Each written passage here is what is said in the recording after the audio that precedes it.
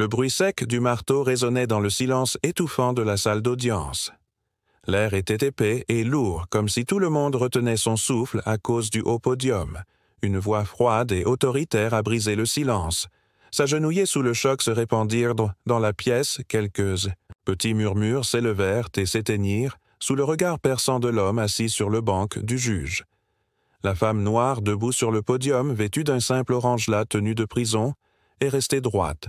Sa voix était calme, inébranlable, mais ferme. « Votre honneur, je ne comprends pas cette demande. » La voix du juge devint plus dure, remplie de mépris non dissimulé. « Vous ne comprenez pas que c'est ma salle d'audience. Vous faites preuve d'irrespect, agenouillez-vous, ou vous serez accusé. » D'outrage au tribunal encore plus grave, la femme resta debout, son regard inébranlable tandis qu'elle fixait le juge avec défi. Silence dans ses yeux semblait l'irriter encore plus. « Avec tout le respect que je vous dois, honneur, je ne m'agenouillerai pas. » Bam! Le juge a claqué son marteau sur la table lelée. Son était assourdissant, l'officier Miller. L'officier Davis exécute les ordres du tribunal à faire s'agenouiller. Les deux officiers debout à côté de la femme sont entrés en action. Leur visage était insuffisant. Presque amusé, l'officier Miller, le plus grand des deux, fit un pas en avant, sa voix pleine de malice. « Écoutez le juge, ne faites pas le chose, empire pour vous-même. » L'officier Davis, un peu plus jeune, ricana sa main sur le bâton à ses côtés. « Descends » répéta-t-il d'une voix pleine de menace. Miller atteignit avec l'intention de mettre sa main sur l'épaule de la femme pour la coincer. Davis recula, prêt à utiliser sa force. L'air dans la salle d'audience figea. L'injustice était flagrant et évident. Qui est cette femme?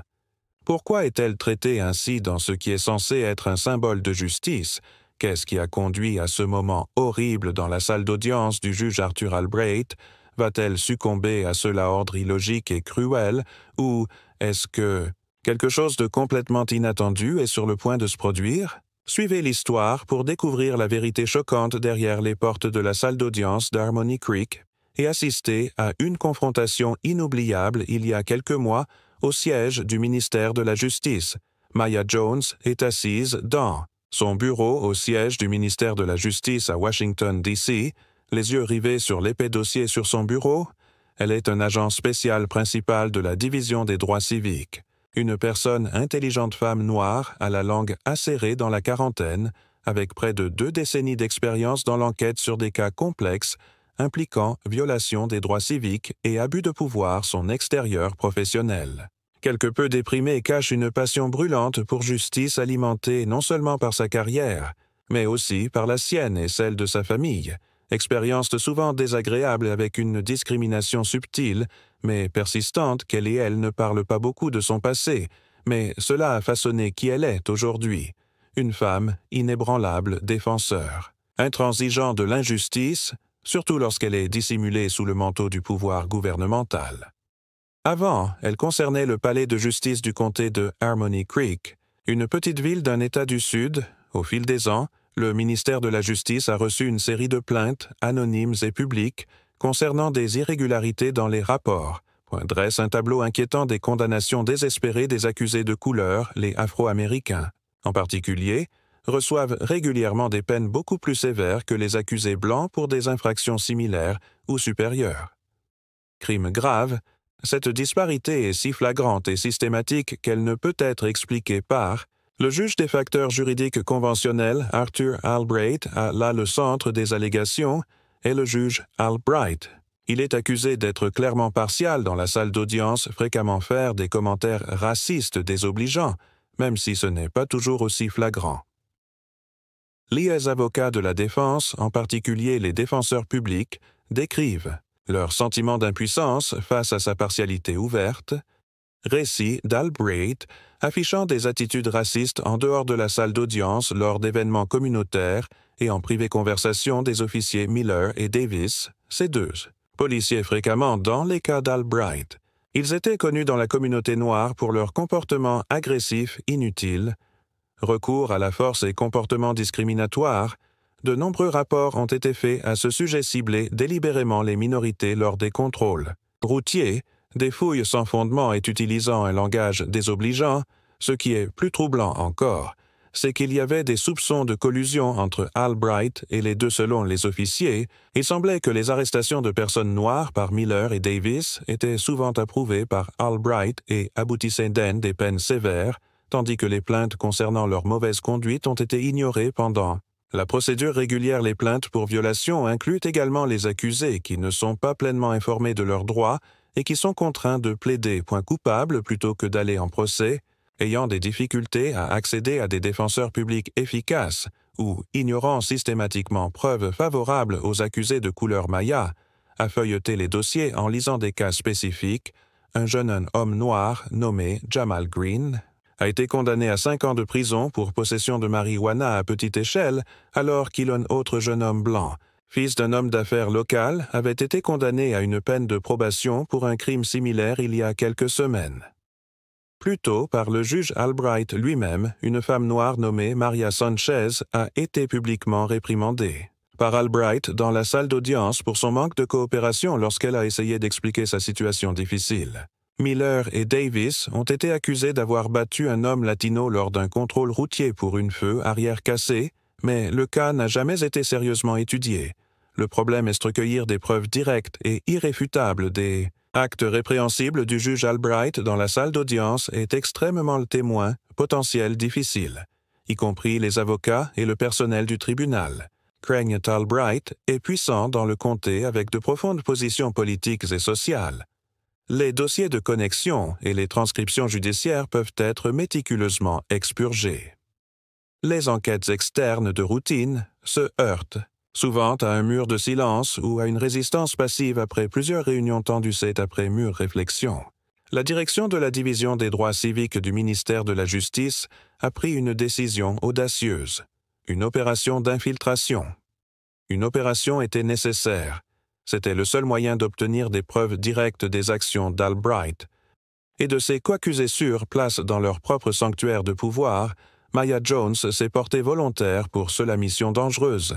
Elle comprenait les risques mais reconnaissait également l'importance de découvrir la vérité. Elle croyait que ce n'était qu'en expérimentant le système de première main du point de vue d'une victime pourrait-elle vraiment le comprendre, et rassembler les preuves les plus convaincantes que le plan a été méticuleusement élaboré décrit. La création d'une couverture Maya deviendra Sarah Bell, une femme noire dans son chômeur d'une quarantaine d'années avec un casier judiciaire mineur qui a récemment déménagé dans une petite ville près de Harmony Creek. Cette couverture est suffisamment normale pour ne pas éveiller les soupçons, mais suffisamment problématique pour faire d'elle une cible facile pour la police locale et le système judiciaire. L'apparence et le comportement de Maya complètement changé. Ses cheveux sont tressés dans un style simple, et elle porte de vieux vêtements bon marché.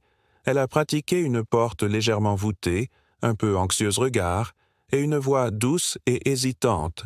Elle a complètement perdu la confiance affirmée comportement d'un agent fédéral. Arrestation mise en scène. Le plan était d'avoir Sarah Bell arrêtée par les officiers Miller et Davis eux-mêmes. Sur un mineur peut-être falsifié. L'équipe de renseignement du ministère de la Justice avait surveillé la patrouille de l'officier horaire et zone d'opération préférée Maya, se faisant passer pour Sarah Bell provoquerait délibérément un incident mineur. Par exemple, en errant dans une zone sensible tard dans la nuit ou en se faisant dans une dispute publique mineure qui suffirait à attirer l'attention de Miller et Davis. Le but était qu'ils réagissent dans leur style habituel, préjugés, arrogance et abus de équipe de soutien électrique. Une petite équipe d'autres agents du ministère de la Justice opérera sous couverture d'un Harmony Creek et ses environs. Cela comprend des experts techniques qui veilleront à ce que l'audio miniature et les appareils d'enregistrement vidéo cachés sur le corps de Maya fonctionnent correctement et transmettent des signaux à un téléphone portable à proximité. Centre de commandement. D'autres agents se feront passer pour des membres du public. Des avocats ou même d'autres accusés doivent être présents au palais de justice, prêts à aider à surveiller la situation et à intervenir si la vie de Maya est menacée, en danger. Ils seront également chargés d'enregistrer les événements. Sous différents angles, si possible, objectif principal, obtenir des preuves irréfutables de discrimination et d'abus de pouvoir et violation de la procédure régulière par le juge Albright, l'officier Miller et Davis dans la salle d'audience. Enregistrer les mots « attitude » et « ordre » illégaux, chose qu'aucune transcription judiciaire n'a pu capturer de manière adéquate un soir de week-end où le plan était mettre en action Maya. Se faisant passer pour Sarah Bell, marchait seule dans une rue déserte dans une zone où Miller et Davis patrouillaient souvent. Elle était habillée de façon quelque peu portant pauvrement, un petit sac, une voiture de patrouille familière, est apparue, ses phares balayés au-dessus d'elle, la voiture s'est arrêtée, Miller et Davis sont sortis en se pavanant. « Où es-tu? Tu vas à cette heure-ci » demanda Miller d'une voix rauque, ses yeux la scrutant de la tête aux pieds. « Je retourne à l'auberge. » Maya répondit sa voix tremblante en évitant le regard contacter la pension. Il n'y a pas de pension pour quelqu'un. Comme toi, dans ce quartier Davis intervint voix sarcastique. Où sont tes papiers? Maya fouilla délibérément dans son sac l'air troublé. Je laisse tomber quelques petites choses. Je ne suis pas sûr d'avoir apporté ma carte d'identité. Aucune pièce d'identité errante autour de Miller s'est rapprochée envahissant son espace personnel. Vous, tu as l'air suspect? Tu transportes de la contrebande? Non, je n'en ai pas. Voix un peu paniquée, la conversation a continué avec des questions accusatrices, remarques dégradantes basées sur son apparence et sa race comme prévu. Miller et Davis ont rapidement décidé de l'emmener à haut poste pour interrogatoire. Ils l'ont menotté assez brutalement et l'ont poussé à l'arrière de la voiture de patrouille sans expliquer les accusations. Maya a calmement mémorisé chacun de leurs mots, gestes et numéros de badge. Leur revers à distance, une voiture. Banalisée, avec des agents du ministère de la Justice à l'intérieur, secrètement Sarah Bell a enregistré l'intégralité de la rencontre. Elle a été détenue pendant la nuit pour vagabondage et résistance à la loi. Application d'une accusation sans fondement ajoutée par Miller le lendemain, on lui a dit qu'elle comparaîtrait devant le juge Arthur Albright. Le plan est entré. Dans sa phase la plus dangereuse à Harmony Creek, jour du procès du tribunal de comté, Maya, alors que Sarah Bell était assise sur un banc froid et dur dans le cellule de détention du palais de justice, l'air était humide. L'odeur du désinfectant, bon marché et un désespoir invisible flottaient dans l'air. Elle regardait le personnel de la prison se déplacer était indifférent, les autres la regardaient, ainsi que d'autres personnes de couleur, avec des yeux hostiles et de subtils sourires narquois. Une sécheresse inutile, c'était l'environnement, qui avait nourri l'injustice qu'elle subissait. Un instant plus tard, un homme d'âge moyen à l'air fatigué, portant des lunettes sur le nez, s'est approché des barreaux. C'était son défenseur public désigné, M. Peterson.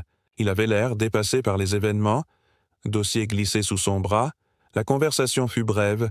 M. Peterson y alla sur les accusations lui conseillant de plaider coupable pour la peine la plus légère, peut-être une amende ou quelques jours de travaux communautaires. Le juge Albright n'aime pas les fauteurs de troubles. A-t-il déclaré doucement, d'un ton prudent, une lueur dans ses yeux, surtout lorsque Miller et Davis ont écrit ce rapport. Maya pouvait entendre l'impuissance ou peut-être de la résignation dans la voix et le comportement de l'avocat auquel il semblait si habitué comment le système fonctionnait. Il avait peu d'enthousiasme pour un combat, surtout pour une petite défendresse comme Sarah Bell. Maya a poliment décliné le plaidoyer en disant qu'elle était innocente et voulait un procès. M. Peterson soupira et prit une note rapide sur son presse-papier, et s'est dépêché de rencontrer ses autres clients en attente quand il était temps de comparaître. Sarah Bell a été introduite dans salle d'audience 2, où le juge Albright était assis. La pièce était petite et sombre, boiseries anciennes et poussiéreuses, drapeaux américains et d'État accrochés derrière le jug. Le podium semblait défraîchi. La statue en bronze de Dame Justice sur le mur semblait fatiguée. Il n'y avait que quelques personnes dans la salle d'audience, quelques avocats attendant d'autres affaires, le personnel du tribunal, et 2 personnes assis tranquillement au dernier. Rang. Des agents du ministère de la Justice se font passer pour des membres de la famille d'un autre accusé, leurs yeux surveillant tout discrètement, puis le juge Arthur Albright est entré par une porte à côté du podium. Il avait environ 60 ans, des cheveux gris courts, un visage rouge et un petit piercing aux yeux. Il bougeait avec un air d'arrogance en s'affalant avec autorité dans un grand fauteuil derrière le podium. En voilà, salle d'audience est devenue silencieuse. Le procès a commencé avec quelques affaires mineures supplémentaires. Maya, il regardait Albright les manipuler. Il était impatient, interrompant fréquemment les accusés et les avocats, en particulier les personnes de couleur ou d'origine latino-américaine, à une femme hispanique citée pour conduite sans soun. Permis, il a fait un commentaire sarcastique sur le statut d'immigration. Un jeune homme noir, accusé de conduite désordonnée, a secoué la tête avec dégoût et a été condamné à une lourde amende sans trop de frais.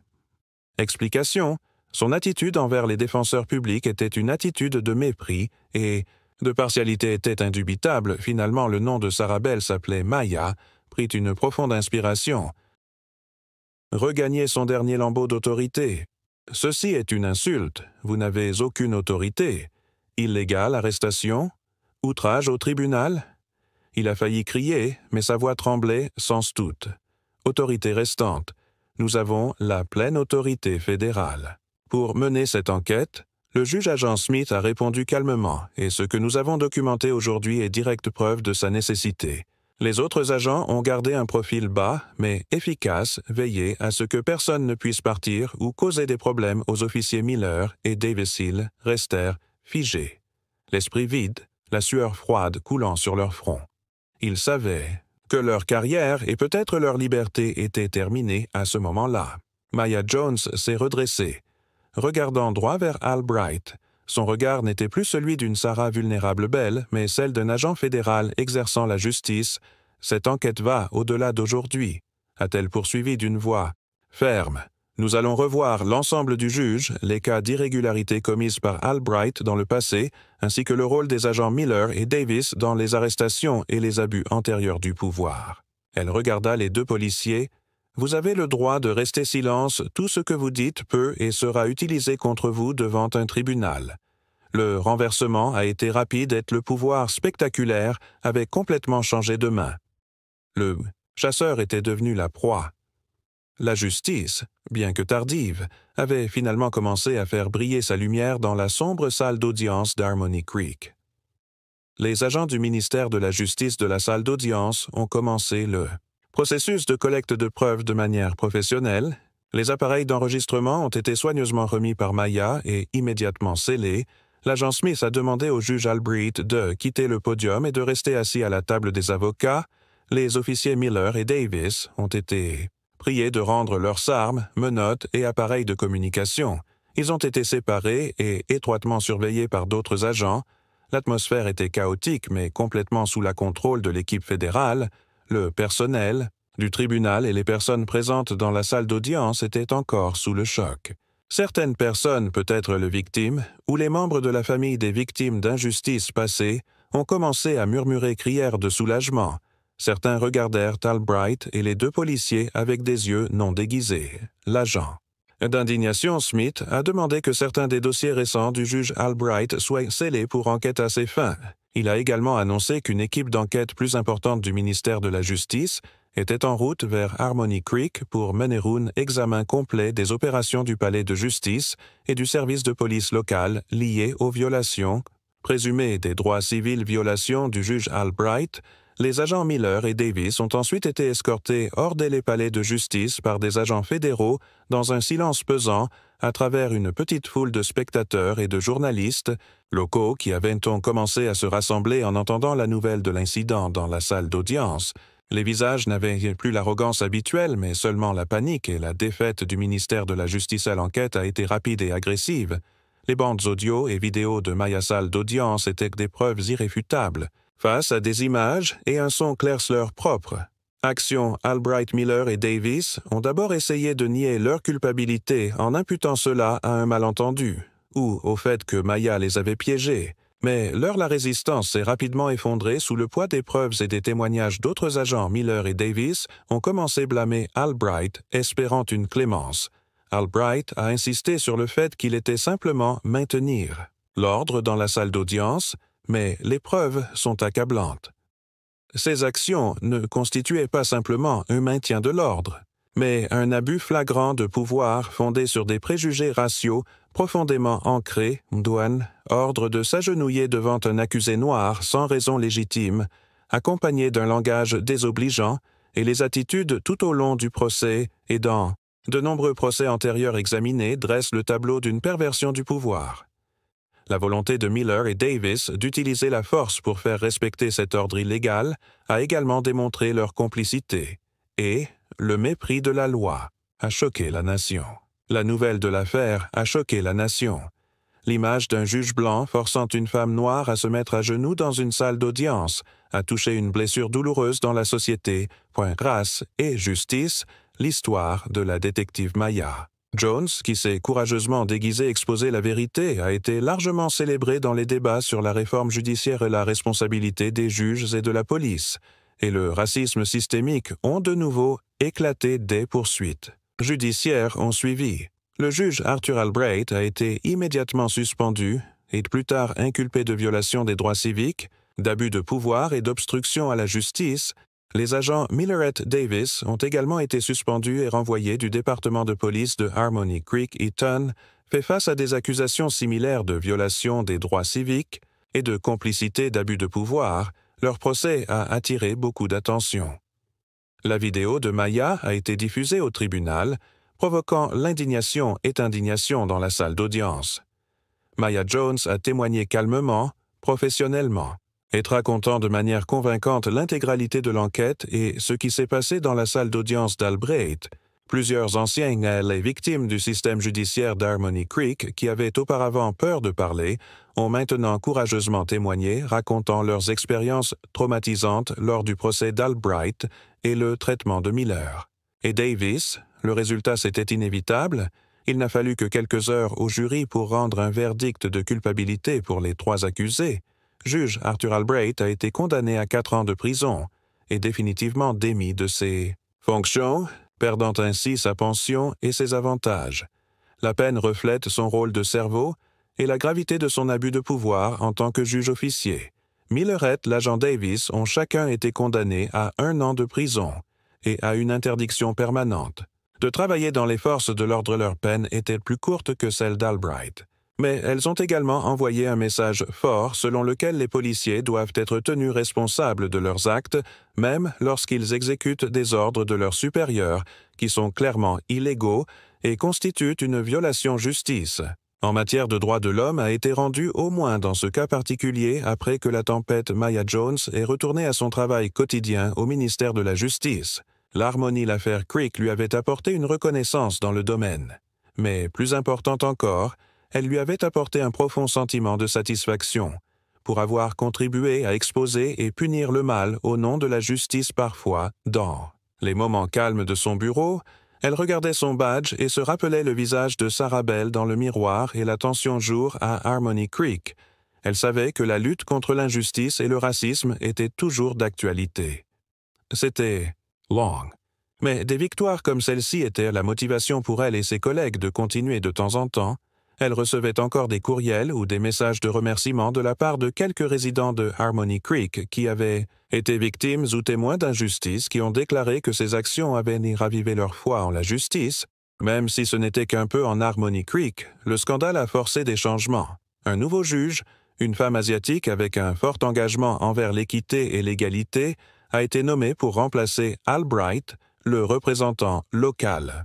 Le service de police a subi une refonte complète, notamment une formation accrue sur antidiscrimination, usage approprié de la force et relations communautaires publiques.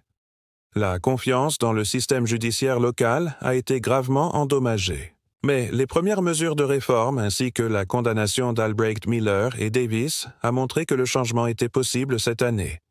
L'histoire est un puissant rappel que le courage d'un individu soutenu par un système déterminé peut faire une énorme différence.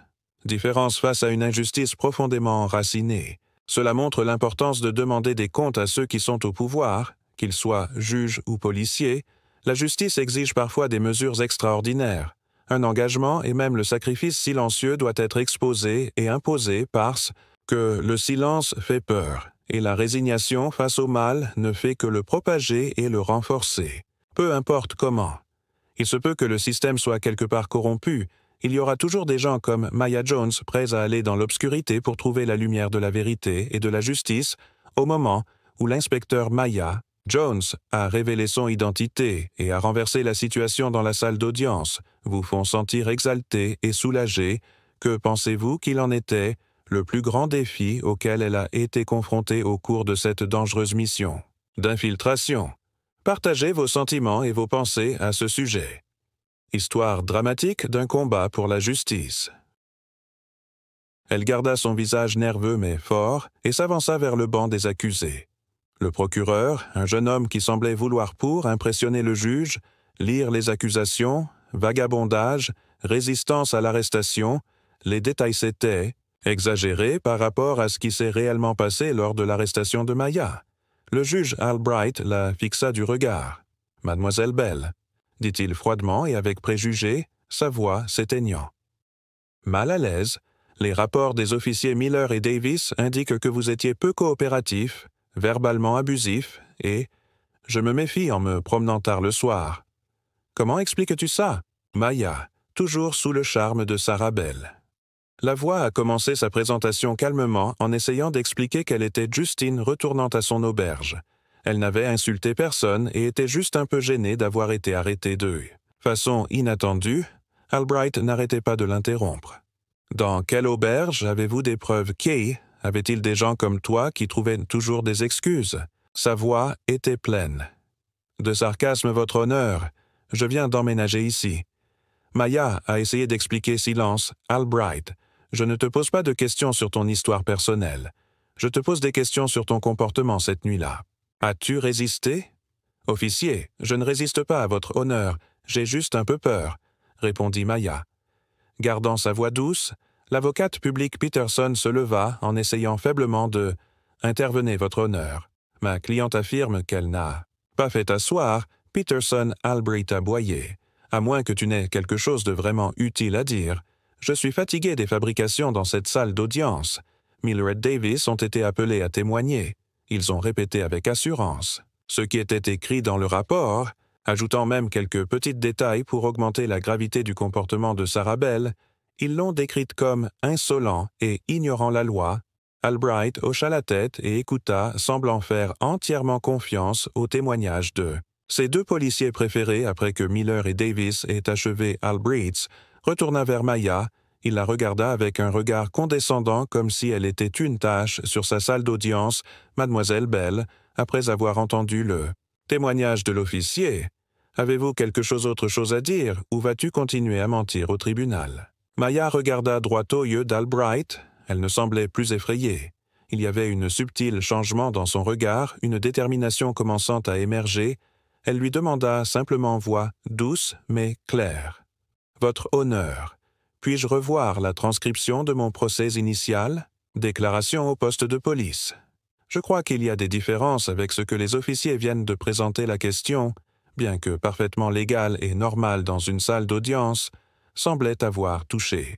Le point de rupture d'Albright a été pris comme un défi flagrant à son autorité. Surtout venant d'une femme noire qu'il avait considérée comme inférieure, son visage est devenu rouge de rage après des années. Le racisme enraciné et les abus de pouvoir étaient désormais déchaînés. Vous osez remettre en question le parole des officiers, vous osez exiger quelque chose dans ma salle d'audience, rugit-il, sa voix brisée par la colère. Qui faites-vous? Je pense que tu poses des questions ici. Tu es tellement arrogant et irrespectueux qu'il s'est levé brusquement pointant son doigt vers Maya. L'atmosphère dans la salle d'audience était tendue. Tout le monde tenait leur souffle, les agents du DOJ à l'arrière, échangèrent des regards discrets, leurs mains prêts à frapper si nécessaire, et puis cet ordre terrifiant a été prononcé résonnant dans toute la salle d'audience. Je ne tolérerai pas cette insolence dans ma salle d'audience. Je vous ordonne de vous agenouiller et montrer immédiatement du respect pour ce tribunal. Un silence de mort est tombé. Avocat Peterson resta bouche bée. Même le procureur semblait confus. Mais Miller et Davis l'étaient, ils n'ont pas immédiatement compris et ont répondu « Vous m'entendez ?» Miller grogna en s'avançant vers Maya. « Le juge l'a ordonné », ajouta Davis avec un sourire cruel jouant sur ses lèvres. « Mets-toi à genoux. » Maya resta immobile, regardant droit dans les yeux Albright. « Votre honneur, » dit-elle, sa voix toujours, extérieurement calme, mais maintenant ferme. « Je respecte le tribunal en tant qu'institution juridique, mais je ne commettrai pas un acte aussi dégradant. Cela n'a rien à voir avec mon cas.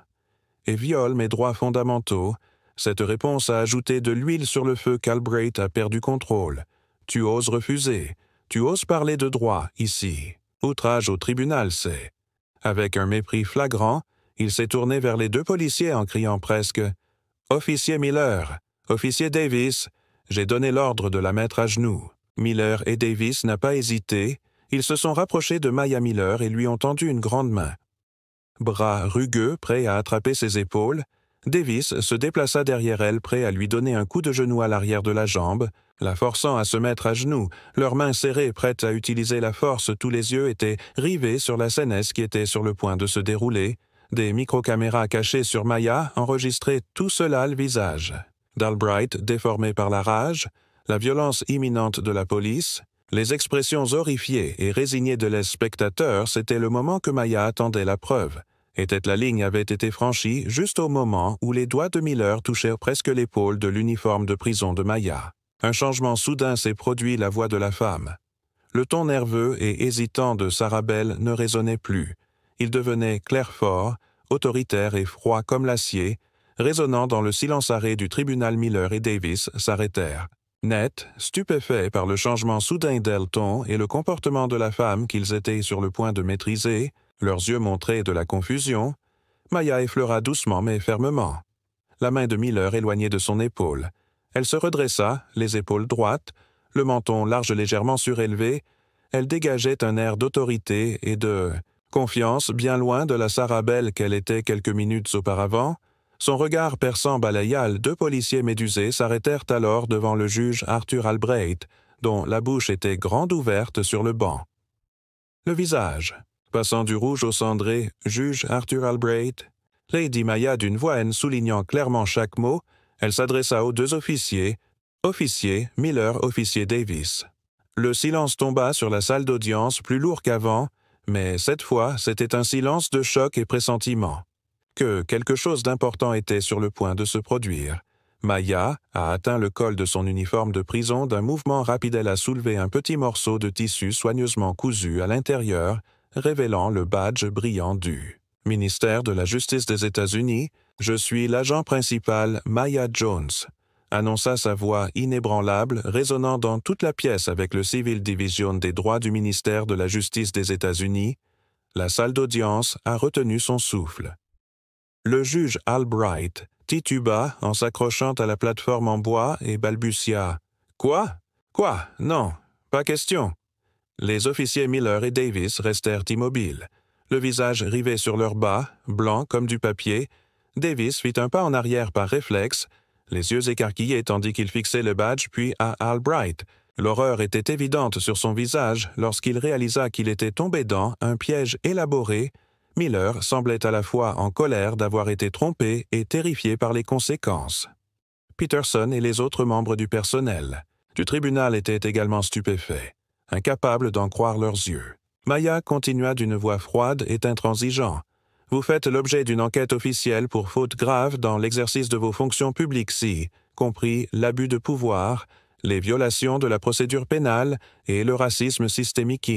Vertu du titre 18, section 242 du Code des États-Unis, elle a pointé du doigt les minuscules appareils dont elle seule connaissait l'emplacement exact de toute la procédure dans cette salle d'audience du début à la fin, y compris les ordonnances illégales et discriminatoires du juge Albright et les ordonnances des officiers Miller et Davis. L'usage intentionnel de la force ont été enregistrés intégralement en audio de haute qualité et de vidéo à ce moment-là.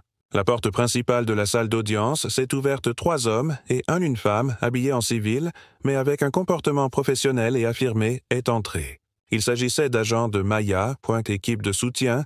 Ils ont rapidement évolué vers des positions stratégiques dans la salle. L'un d'eux, l'agent Smith, qui jouait le rôle de l'avocat assis au dernier rang, s'avança et ouvrit ça à l'intérieur. De la mallette, il n'y avait pas de dossier, mais des appareils électroniques et un appareil d'enregistrement qui fonctionnait. L'agent principal, Jones, a raison. Agent Smith a déclaré clairement « Nous avons des preuves accablantes. » Juge, Albright, officier. Miller, officier. Davis, vous êtes prié de rester en position. Albright a essayé de